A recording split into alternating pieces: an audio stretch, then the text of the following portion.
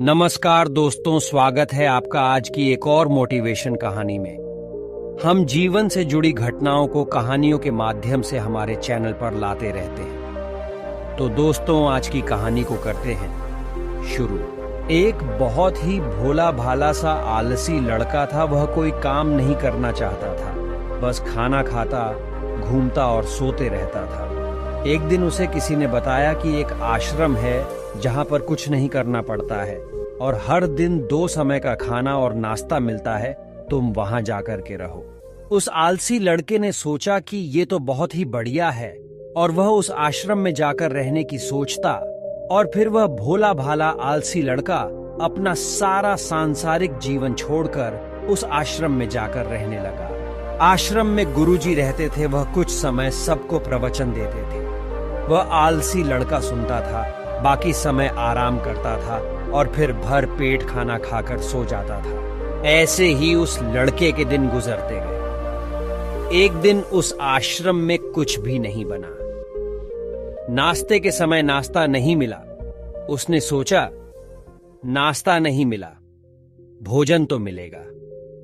अब भोजन के समय भी उसे भोजन नहीं मिला। लड़का दौड़ करके गुरुजी के पास गया और उसने पूछा कि आज भोजन क्यों नहीं बना। गुरुजी ने कहा कि बेटा, आज एकादशी है और जितने भी आश्रम के सदस्य हैं उनका उपवास है और तुम्हारा भी आज उपवास है। आज भोजन नहीं बनेगा। वह लड़का आलसी था और उसे भूख भी बहुत लगती थी। उसने गुरुजी से कहा कि मैं उपवास नहीं रहूंगा, मुझे भूख लगी है, मैं खाना खाऊंगा। गुरुजी ने कहा, ठीक है, जाओ, रसोई में से सामान लेकर के आओ और आश्रम में नहीं, बाहर ले जाकर के बना लो। लेकिन याद रखना, भोजन बनाने के बाद सबसे पहला भोग भगवान को लगाना और फिर तुम प्रसाद पाना। वह लड़का बोला, ठीक है, और फिर अनाज लेकर नदी की ओर पहुंचा। भोजन पकाने लगा। भोजन तैयार हुआ। उसके बाद कहने लगा कि भगवान श्री राम आइए, पधारिए, भोग लगाइए।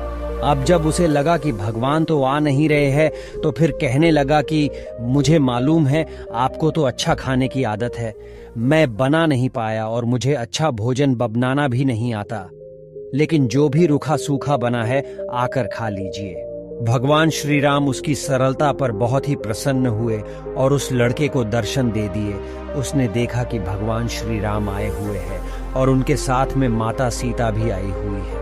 लेकिन लड़के ने सिर्फ 2 लोगों के लिए ही भोजन बनाया था, एक अपने लिए और दूसरा भगवान के लिए। और अब क्योंकि भगवान के साथ माता सीता भी आई हुई थी, तो उसने उस भोजन को माता सीता और भगवान के सामने ग्रहण करने के लिए रख दिया।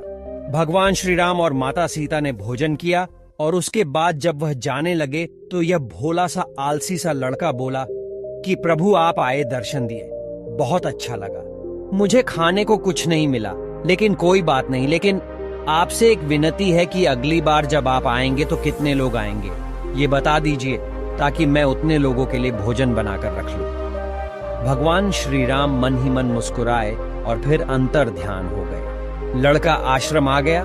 दिन बीतता गया और फिर एकादशी का दिन आया और इस बार उसने 3-4 लोगों के लिए अनाज लेकर के खाना बनाने के लिए नदी के किनारे पहुंचा और उसने बड़े प्रसन्नता से भोजन बनाया और इंतजार करने लगा कि प्रभु आइए और भोग लगाइए। इस बार लड़का देखता है कि भगवान श्री राम पूरा राम दरबार लेकर के आए हैं, जैसे माता सीता, लक्ष्मण, भरत, हनुमान जी और सभी लोग आए हैं।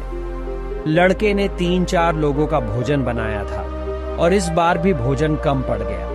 लड़के ने निराश होकर भोजन को प्रभु के आगे रख दिया। उन्होंने भोजन किया और फिर चले गए और इस बार भी लड़का फिर से भूखा रह गया। अब लड़का फिर आश्रम गया। दिन बीतता गया और फिर एकादशी का दिन आया और इस बार गुरुजी से कहने लगा कि गुरुजी, मुझे इस बार थोड़ा ज्यादा अनाज चाहिए।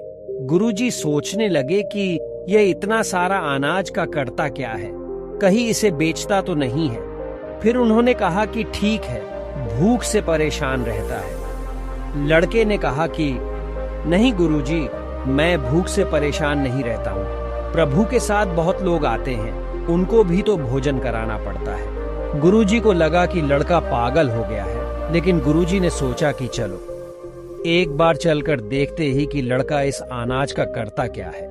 वह भोला सा लड़का अनाज लेकर के नदी के किनारे पहुंचा और इस बार भोजन बनाया नहीं। उसने सोचा कि प्रभु हर बार ज्यादा लोगों को लेकर के आते हैं, इस बार वह जितने भी आएंगे खुद बना करके भोग लगा लेंगे और फिर प्रेम से प्रभु को बुलाने लगा।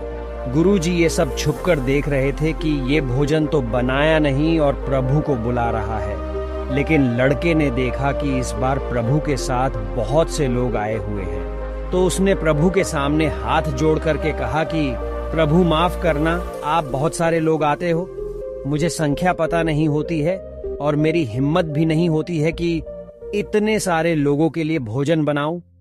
आप स्वयं आइए, बनाइए, खाइए और भोग लगाइए। प्रभु मुस्कुराते हैं और अपने साथ आए सभी लोगों के साथ मिल करके भोजन बनाते हैं। गुरुजी ये सब छुप करके देखते हैं और फिर लड़के के पास आकर के कहते हैं कि तुम ये कर क्या रहे हो। लड़का कहता है कि गुरुजी आपको दिख नहीं रहा है कि भगवान श्री राम पधार चुके हैं, माँ सीता आई हुई है, हनुमान जी आए हैं और भी सभी लोग आए हुए हैं, भोजन बना रहे हैं। गुरुजी ने कहा कि पागल हो गया है, मुझे तो कोई दिख नहीं रहा है।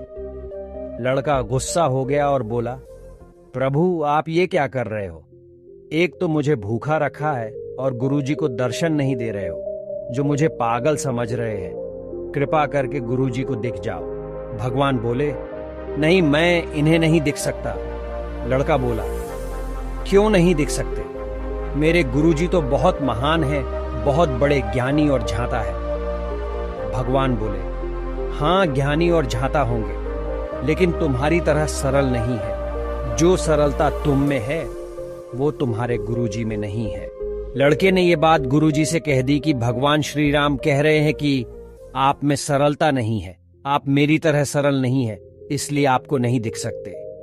गुरुजी की आंखें नम हो गई और रोने लगे कि और बोले कि बिल्कुल सही कहा, मेरे अंदर तुम्हारे जितना सरलता नहीं है, और फिर माफी मांगने लगे। फिर भगवान ने गुरुजी को भी दर्शन दिए। ये कहानी हमें सिखाती है कि जीवन में सरलता सबसे आवश्यक है।